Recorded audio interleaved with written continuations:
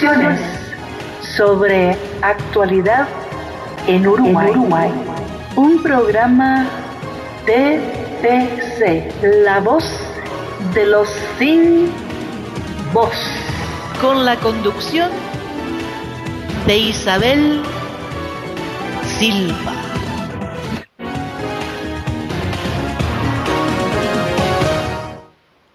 Buenas noches, estimados oyentes.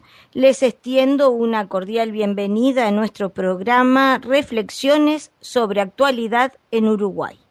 Este programa llega a todos ustedes por medio de TPC, Radio Todo por Chile, la voz de los que no tienen voz. Quien les habla, Isabel Silva García, y en los controles, Alicia Valle. Aprovecho para recordarles que pueden hacernos llegar sus preguntas y comentarios a través de nuestra cuenta de Twitter, @radiotpc, y también a través de nuestra página web, www.todoporchile.com. Allí van a buscar el icono de Skype. Al hacer clic allí se les abrirá una ventana que pedirá autorización. Al aceptarla se ejecutará la aplicación que lleva directamente al usuario de Skype, donde pueden escribirnos. No hace falta que hagan solicitud de contacto. Simplemente nos escriben allí y nosotros los leeremos al aire. Un saludo a los prisioneros políticos, militares, policías y civiles y a sus respectivas familias. Hoy, 8 de junio, se cumplen 185 años del nacimiento de Juan Manuel Blanes, el pintor de la patria. Nace en el mismo año que se juró nuestra primera Constitución, solo que la misma se jura el 18 de julio de 1830. En 1860 viaja becado a Europa a estudiar dibujo y pintura dentro de la corriente academicista. En arte se habla de obras académicas, cuando en estas se observan unas normas consideradas clásicas, establecidas generalmente por una academia de artes. Las obras académicas suelen hacer gala de una gran calidad técnica. Es una corriente artística que se desarrolla principalmente en Francia a lo largo del siglo XIX y que responde a las instrucciones de la Academia de Bellas Artes de París. En ese mismo entonces surge en Francia también el estilo impresionista como contraposición al estilo academicista. Entre las obras de Juan Manuel Blanes se encuentran un retrato del general Artigas de perfil, otro retrato del general en la Ciudadela, el juramento de los 33 orientales, el episodio de la fiebre amarilla, boceto de la jura de la Constitución, la batalla de Sarandí, acción de gracias de la batalla de las Piedras. También pintó retratos, escenas campestres y gauchos. Blanes murió en Pisa, en Italia, en abril de 1901. El mes de junio es muy especial, se cumplen años de varias cosas. El 19 de junio se cumplirán 251 años del natalicio del general José Artigas. El 24 de junio se cumplirán 231 años del natalicio del general Juan Antonio Lavalleja. También el 24 de junio se cumplirán 79 años de la muerte del cantante nacido en Tacuarembó, radicado en Argentina y fallecido en Medellín, Colombia. Hablo de Carlos Gardel. El 19 de junio, que mencionaba antes, es el natalicio de nuestro prócer, el que hoy es el presidente de la República. En su primer mandato, que duró de marzo de 2005 a febrero de 2010, le cambió el nombre y lo llamó el Día del Nunca Más. Lamentablemente, en este mes de junio hace fecha de hechos de sangre perpetrados por quienes están gobernando al país desde 2005. Veamos, el 1 de junio de 1970 ametrallaron a 3 policías frente al Canal 4 y también salieron heridos 2 peatones que pasaban por el lugar. El 11 de junio de 1970 es asesinado otro policía que le disparan 2 ráfagas de metralleta desde una motoneta. Para una sola persona, 2 ráfagas. Y además sale herido el segundo jefe de la metro. El 3 de junio, el 3 de junio de 1971 asesinan a otro policía. El 22 de junio de 1971 A otro policía también asesinan, y en esos días también es asesinado un obrero que era capataz en la empresa Nivoplast Sociedad Anónima. El 26 de junio de 1973, Wilson Ferreira Aldunate da un discurso desde la sede de Por la Patria, donde marca la diferencia entre el Partido Nacional y el Partido Comunista. El 27 de junio de 1973 se cierra el Parlamento y comienza el periodo de gobierno cívico-militar integrado por mandatarios que fueron sucediéndose cada 4 años y que va hasta el 28 de febrero de 1985, al que muchos llaman dictadura. Recordemos que cuando se hizo el plebiscito y el resultado fue adverso para el gobierno del general Gregorio Álvarez, respetaron el resultado votado por los ciudadanos, cosa que estos últimos 3 periodos de gobierno socialista no respetaron los resultados de los plebiscitos, argumentando que no siempre la mayoría tiene la razón. Hace un tiempo había traducido del portugués al castellano un material sobre Saúl Alinsky, y un mail que me llegó hace unos días me hizo recordar a este autor y sus reglas para radicales, o sea, las reglas que él sugiere para crear un Estado socialista. Y les aseguro que muchas de ellas ya las estamos viendo practicar por los gobiernos del momento. Estamos en un régimen socialista. Algunos piensan que es liberalismo lo que vivimos. No, señores. Es socialismo que se desliza en la sociedad con tanto sigilo que es imperceptible y que la opinión pública le llama neoliberalismo o progresismo. También le llaman populismo, pero el populismo, además de ser paternalista, es simplemente una careta con la que se presentan estos tipos de regímenes. Estos regímenes avanzan no solo por el poder de los integrantes de esos gobiernos y su astucia, sino también, sino más que nada, por los tontos útiles, que en realidad generan lo que aparentan combatir y combaten lo que aparentan defender. Hay varias herramientas de este sutil y venenoso socialismo que apoyan los supuestamente opositores. Y es, por ejemplo, la marcha del otro día de Ni Una Más. Señores, déjense de utopías. El agresor no va a dejar de agredir porque a un grupo de personas se le antoje manifestar. Son otros los mecanismos para combatir a la violencia.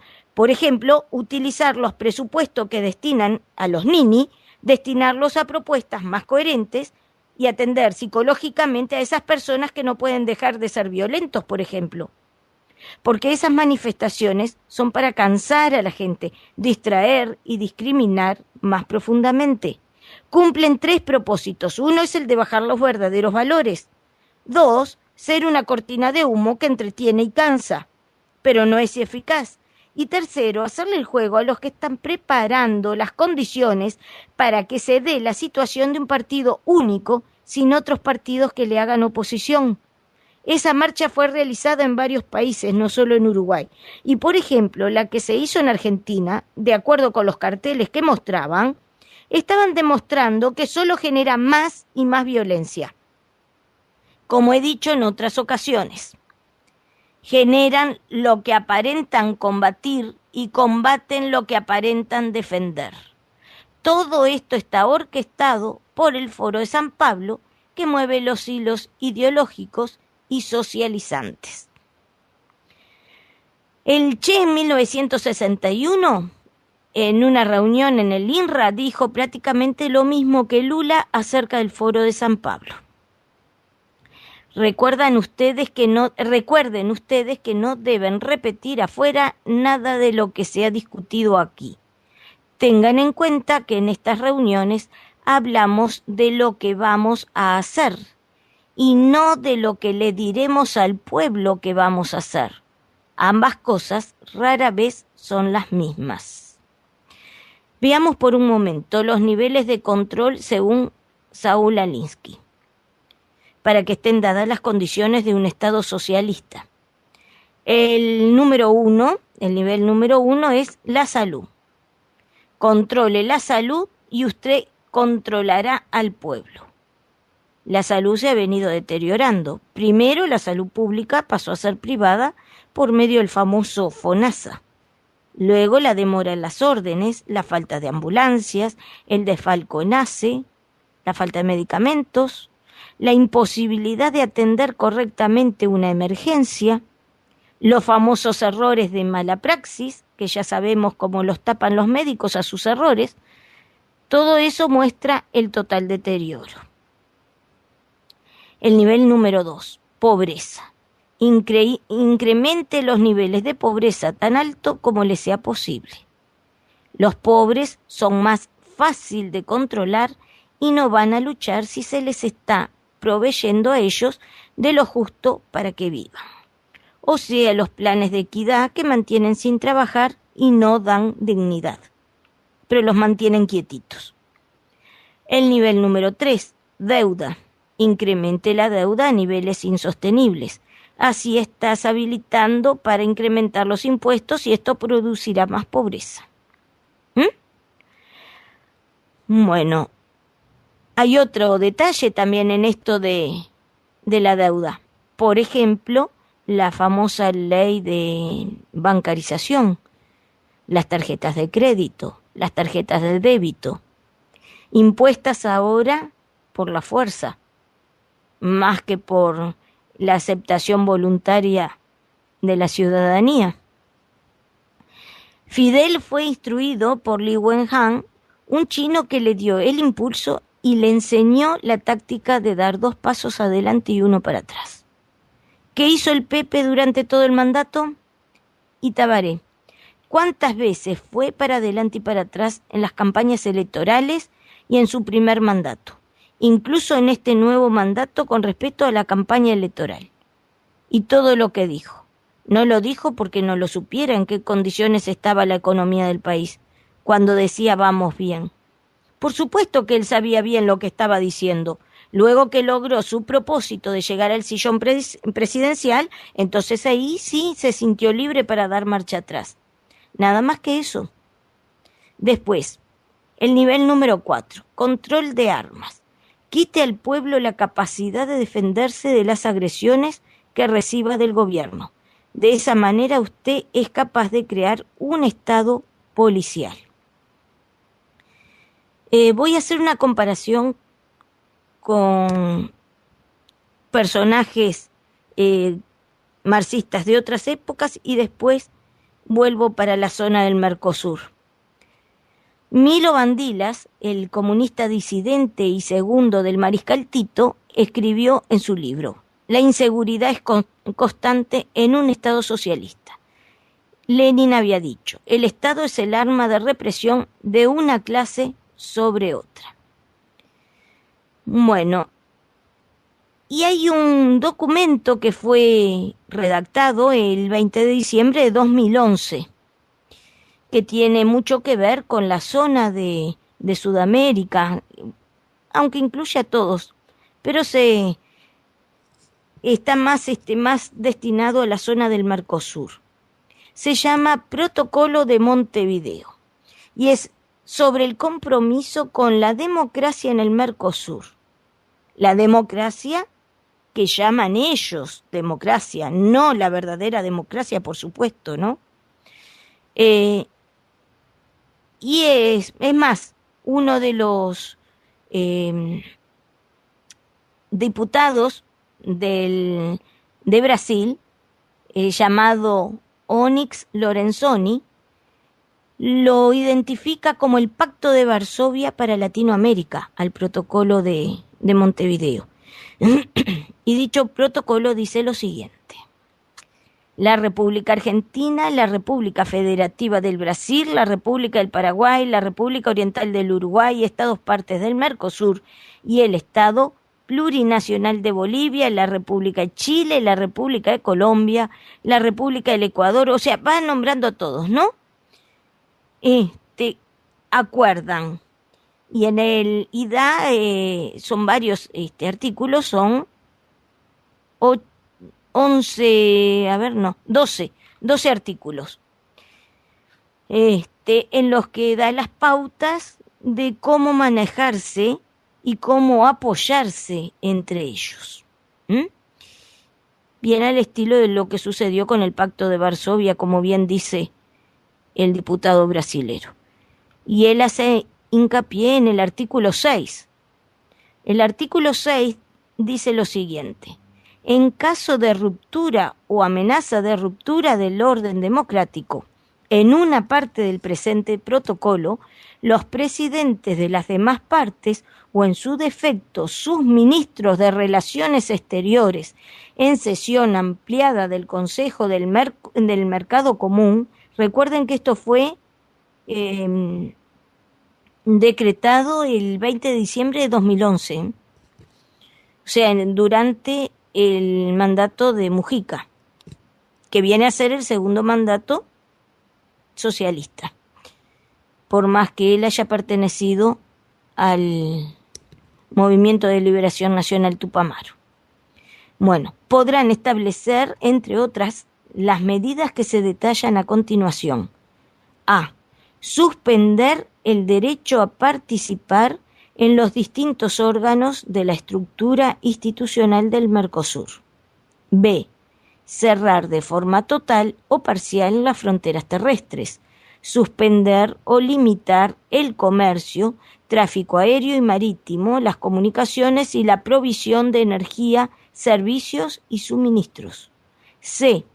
Suspender a la parte afectada del goce de los derechos y beneficios emergentes del Tratado de Asunción y sus protocolos, y de los acuerdos de integración celebrados entre las partes según corresponda. D. Promover la suspensión de la parte afectada en el ámbito de otras organizaciones regionales e internacionales, promover ante terceros países o grupo de países la suspensión de la parte afectada de derechos y o beneficios derivados de los acuerdos de cooperación de los que fuera parte. E. Respaldar los esfuerzos regionales e internacionales, en particular en el marco de las Naciones Unidas, encaminados a resolver y a encontrar una solución pacífica y democrática a la situación acaecida en la parte afectada. F. Adoptar sanciones políticas y diplomáticas adicionales. Y después dice, las medidas guardarán la debida proporcionalidad con la gravedad de la situación existente. No deberán poner en riesgo el bienestar de la población y el goce efectivo de los derechos humanos y libertades fundamentales en la parte afectada. Respetarán la soberanía e integridad territorial de la parte afectada, la situación de los países sin litoral marítimo y los tratados vigentes.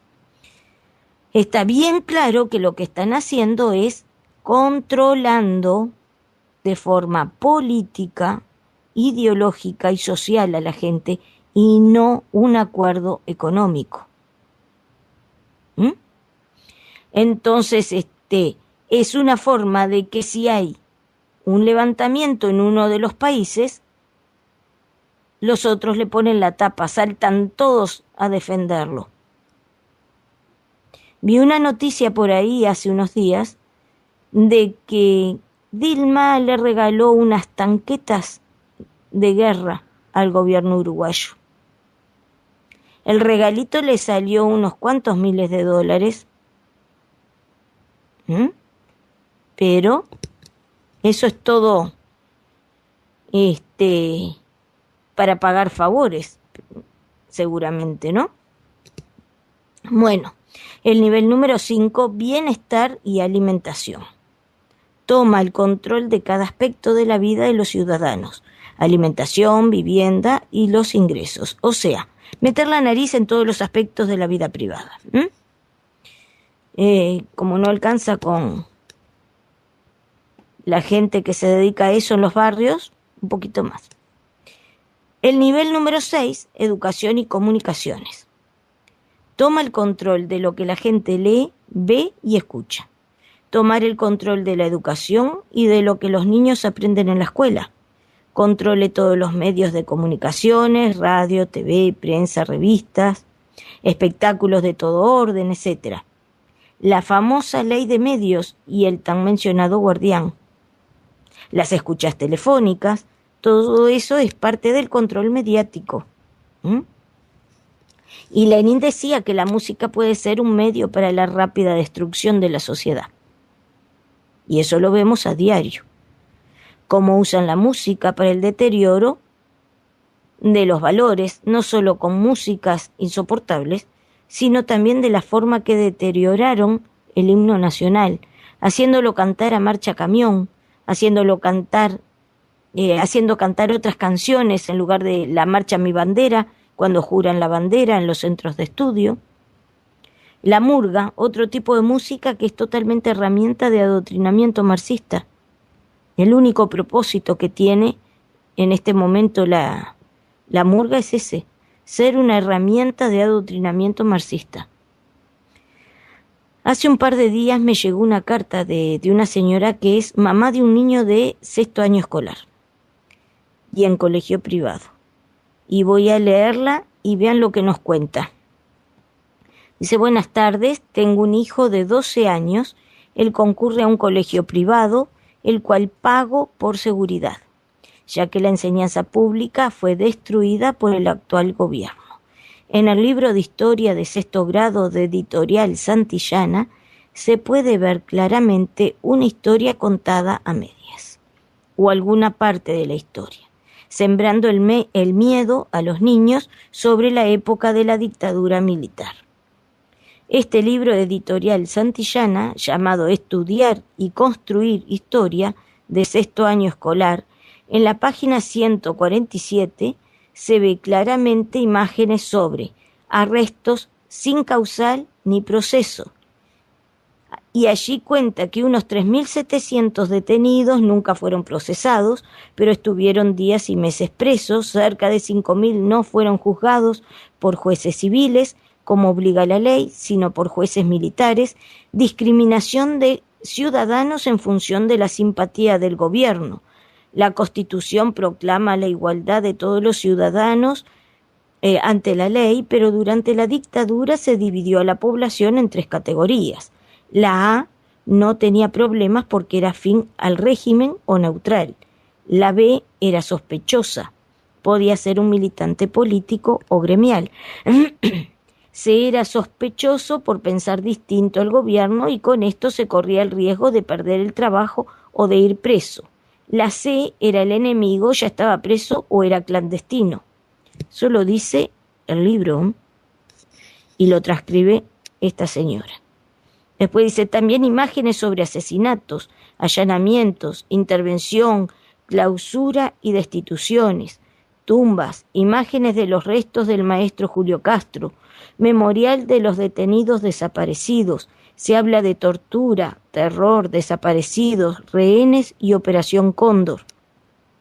En la página 141 de este libro hablan del gobierno de Pacheco Areco, el cual nunca negoció con los tupas, y luego ciertas preguntas como ¿por qué las medidas prontas de seguridad?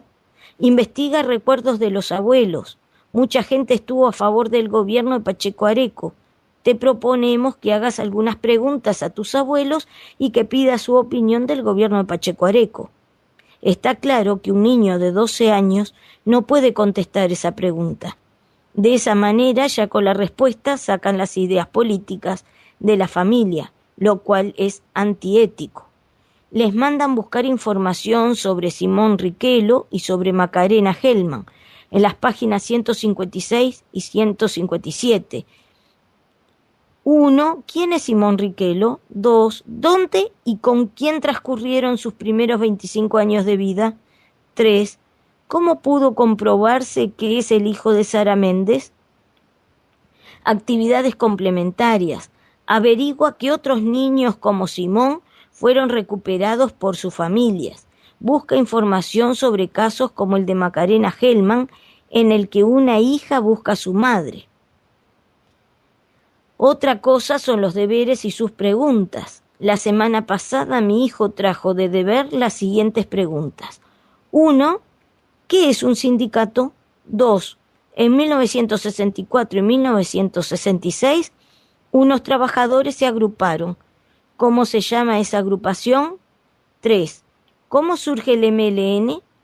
Ese día la maestra hizo dejar en el colegio a todos los alumnos el libro de historia, con el fin de que los alumnos contestaran las preguntas con sus familias, a lo cual les dijo que no valía buscar información en Internet. y que los libros de historia serían devueltos a cada niño finalizada la tarea.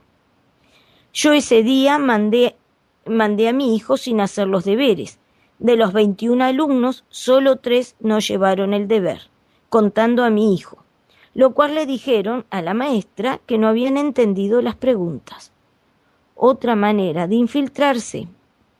Este libro contiene material de cierta manera muy violento, donde se muestra la mitad de la historia, donde no muestran los asesinatos, secuestros, pero todos se olvidan de Pascasio Báez, de los 4 soldados asesinados, del asesinato del profesor Acosta y Lara, de la cárcel del pueblo, del copamiento a Pando. Eso no se muestra. Hay que estar pendiente de los libros que hoy circulan. Yo como madre me siento preocupada por las historias contadas a medias y viviendo una dictadura izquierdista. Hasta ahí es la carta de esta madre preocupada por la enseñanza y adoctrinamiento que recibe su hijo en la escuela primaria. Por razones obvias no se mencionan los nombres ni de la madre ni del niño, además del nombre del colegio, ¿no? Y como bien dicen los partidarios de estos regímenes totalitarios y dictadores, la revolución comienza en casa. Ya se ve bien clarito.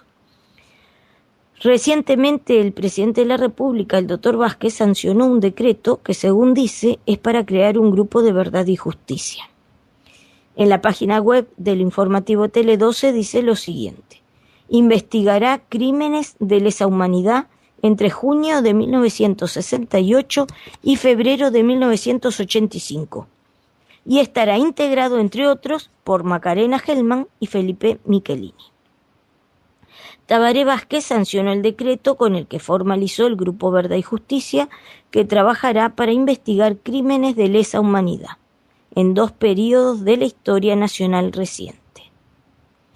Desde el 13 de junio de 1968 al 26 de junio de 1973 y desde el 26 de junio de 1973 hasta el 28 de febrero de 1985.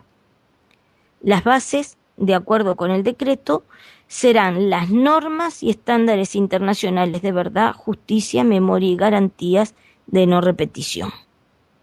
El grupo estará integrado por Macarena Gelman, Felipe Michelini, Emilia Carlevaro, Susana Andrade, Pedro Sklowski, Ademar Olivera y Mario Cayota. Se encargarán de relevar archivos, ocuparse de que se mantengan transparentes y accesibles, recabar testimonios de víctimas, familiares, testigos o personas vinculadas de cualquier naturaleza y evaluarán el cumplimiento de las leyes reparatorias firmadas en 2006 y 2009. Firmarán en esta semana un convenio con la UDELAR para continuar el trabajo de historiadores y antropólogos para recabar mayor información. También se establece que la Secretaría de Derechos Humanos para el pasado reciente, creada en 2003, pasará a constituir el soporte funcional y administrativo del Grupo Verdad y Justicia, que definirá sus planes de trabajo y líneas de acción. En el decreto del Poder Ejecutivo que hemos mencionado, en el artículo 2, dice: integración. El Grupo de Trabajo por Verdad y Justicia se integrará por un número de 7 personas. Serán designados por resolución del presidente de la República. Recaerá en ciudadanos que por su trayectoria personal garanticen la independencia de criterio, la ecuanimidad y la plena autonomía en el desempeño de su cometido. Se desempeñarán en forma honoraria y no adquirirán la calidad de funcionario público. Vuelvo a leer donde dice las características de quienes van a ser los integrantes de ese grupo. Dice: recaerá en ciudadanos que por su trayectoria personal garanticen la independencia de criterio, la ecuanimidad y la plena autonomía en el desempeño de su cometido. Dice eso. Y dicen independencia de criterio, pero resulta que Macarena Gelman integrará dicha comisión. Y Macarena no es independiente, sino que es parte interesada. O sea que es juez y parte en este asunto. ¿De qué independencia de criterio estará hablando el presidente Vázquez? Porque lo que es, en el caso tanto de Macarena como de Felipe Michelini, los dos son juez y parte en este asunto.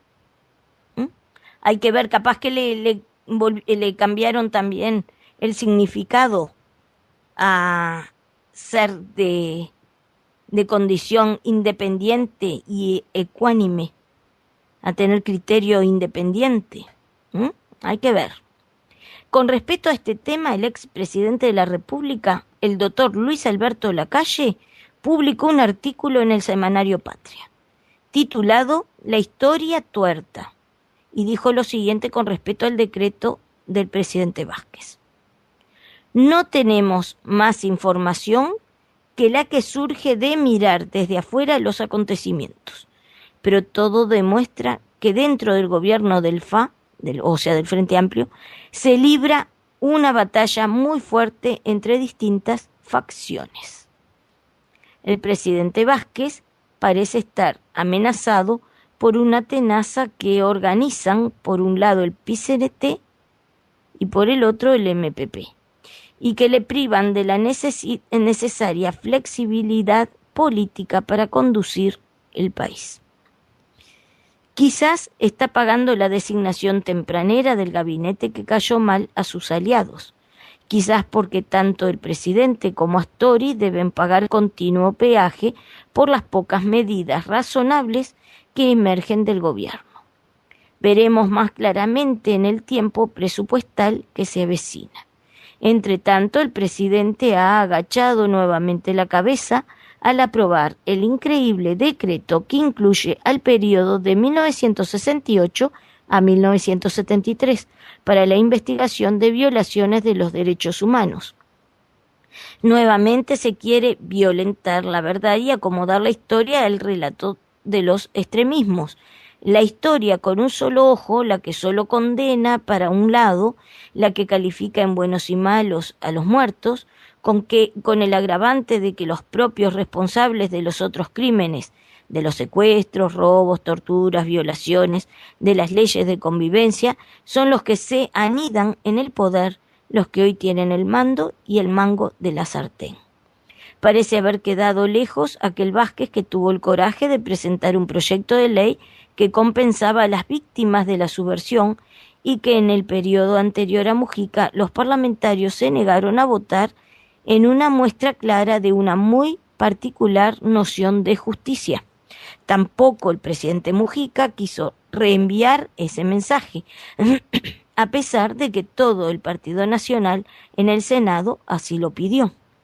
¿Se atreverá Tabaré Vázquez a reiterarlo?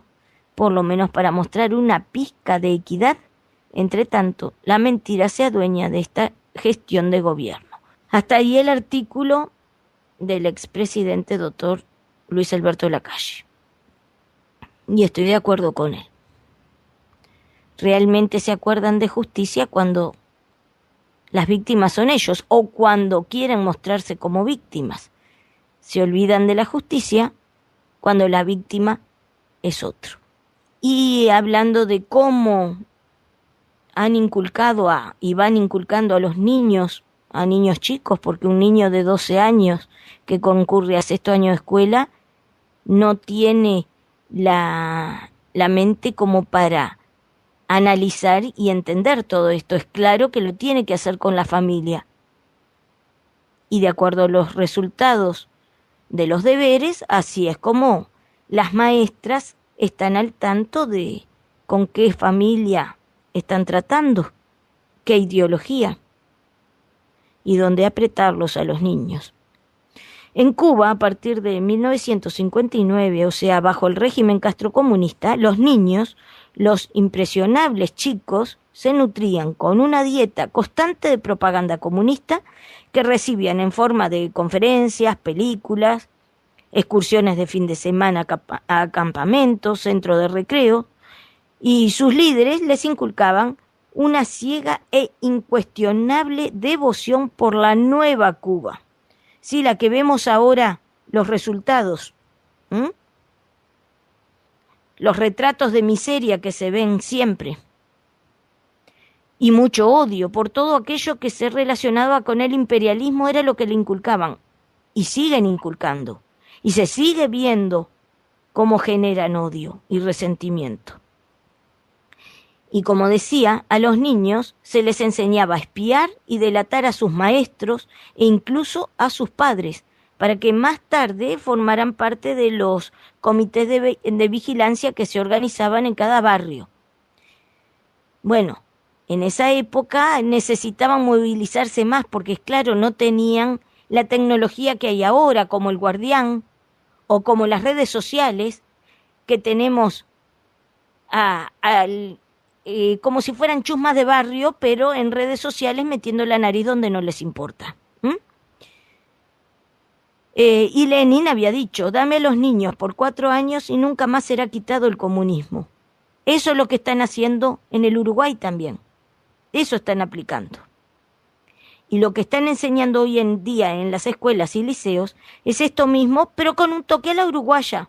Antes de esto, Fidel fue instruido por Li Wenhan, un chino que le dio el impulso y le enseñó la táctica de dar 2 pasos adelante y 1 para atrás, que hizo el Pepe durante todo el mandato.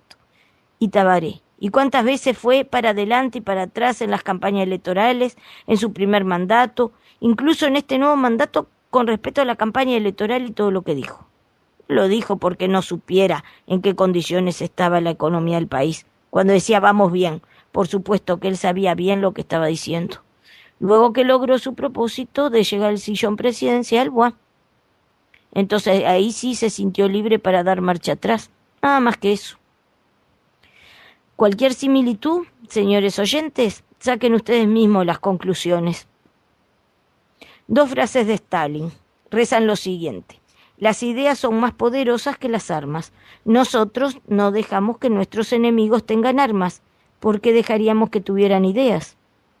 La educación es un arma cuyo efecto depende de quién la tenga en sus manos y de a quién apunte. Y recordemos que Stalin era socialista, fabiano, y el tipo de gobierno que tenemos desde 2005 lo llaman progresista, o sea, es otro nombre que le da al socialismo fabiano. Cuando en los pasos continuando con los pasos que menciona Saúl Alinsky, en el nivel número 7 está la religión. Remueva la creencia en Dios del gobierno y de todas las escuelas. Eso lo hemos visto también. Cómo tratan de distorsionar las creencias y cómo tratan de atacar las creencias, las ideas cristianas y los principios cristianos. El nivel número 8, la lucha de clases. Divida a la gente en ricos y pobres y promueva la lucha de clases. Esto provocará más descontento y será más fácil de tomar impuestos, etcétera. La riqueza con el apoyo la riqueza con el apoyo de los pobres por medio de impuestos, quiero decir. Antes dividían hablando de lucha de clases, ahora dividen y siembran odio hablando de no discriminar. Pero son los primeros en discriminar, al resaltar la condición de otro. Eso sí, se llenan la boca con la inclusión y incluyen todo. Y por supuesto no les da dignidad, sino simplemente son usados a todos los que les dicen que les dan derechos. Los derechos humanos nacen con el ser humano, no se los dan ellos. Y tenemos que recordar que cada persona se le termina el derecho donde nace el derecho de los demás, para que haya una buena convivencia también. No pueden convivir todos los derechos, como alguien muy positivo dijo en una oportunidad. Porque con ese pretexto, el que quiere destruir a otro se siente con el derecho de destruirlo. Entonces, ¿dónde está el derecho de la víctima? Y es lo que se nota también en lo que tiene que ver con la gran inseguridad que hay. El Estado es el arma de represión de una clase sobre otra. Y eso último no lo digo yo, sino que es una frase de los artífices de esta ideología justamente. Y como hemos visto, estos regímenes no enseñan, pero destruyen el sentido común de sus alumnos. Es la lenta y gradual imbecilización de una nación. Como todo esto no es suficiente, vuelven a proponer un proyecto de ley para dejar sin efecto la ley de caducidad. O sea que no les alcanzó con los 2 plebiscitos que el pueblo votó en 1989 y 2009 y fueron pisoteados por el gobierno los resultados.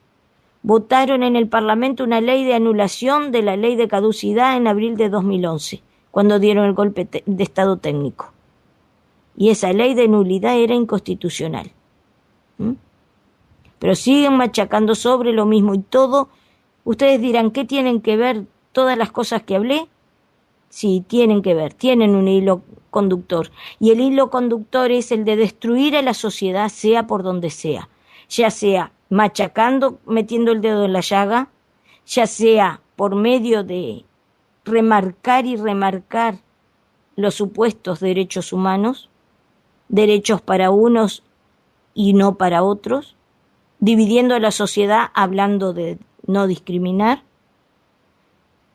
metiéndole en aprietos a los niños para que contesten preguntas que tienen que ver más con la forma, el derecho a expresarse los mayores y no los niños, el derecho a tener sus propias ideas y sus propias ideologías sin la participación, sin la obligación impuesta por la maestra o por quien sea, porque ahí la maestra, al estar tratando de imponerles esas ideas, no está siendo una maestra, no está dando una instrucción, está adoctrinando políticamente, está preparando tontos útiles como autómatas para el futuro, para que se dejen manejar, para que no razonen por sí mismos. En todo lo que estamos viendo, el hilo conductor es ese, matar el sentido común y convertir en autómatas a la población de todos los países, porque no es solo acá, lo vemos en varios países de Latinoamérica. Y en otros países ya lo habían hecho, en Europa y en Rusia. O mejor dicho, en todos los países detrás de la cortina de hierro. Bueno, y ahora Eduardo Rubio, diputado del oficialismo, propone otro proyecto de ley para lo mismo, para seguir metiendo el dedo en la llaga, seguir revolviendo, y no le alcanzó con la ley inconstitucional para derogar la ley de caducidad, sino que ahora otra vez presentan un proyecto de ley para anular la ley de caducidad de la pretensión punitiva del Estado, apoyando el decreto que sancionó Vázquez, el mismo que estábamos hablando, sobre las medidas prontas de seguridad del año 1968 en adelante. Entonces lo que estamos viendo es que están continuamente sembrando odio, resentimiento y apuntando a que las nuevas generaciones mantengan vivo ese odio. Hablan de no discriminar y dividen a la población. Hablan de progresar y lo único que progresa es la metástasis que tiene la sociedad. Estimados oyentes, por hoy hemos llegado al fin del programa. Será hasta la próxima semana, el lunes a las 9 horas de Uruguay, Argentina, Chile y Paraguay, y a las 10 de la noche de Brasil. Brasil tiene una hora después que nosotros. Saludos a los prisioneros políticos, civiles, militares y policías y a sus respectivas familias. Tengan ustedes buenas noches.